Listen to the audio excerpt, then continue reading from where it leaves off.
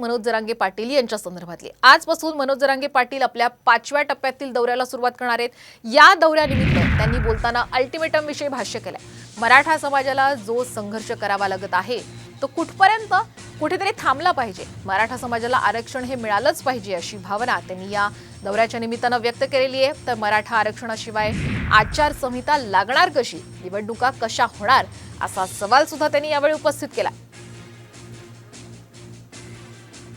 त्याला अधिवेशनचा विषय काय आचारसंहितेचा विषय, मराठ्याला आरक्षण नाही दिल्यावर निवडणुका तर झाल्या पाहिजे ना, तिथे आमचा विषय पुढं बघू।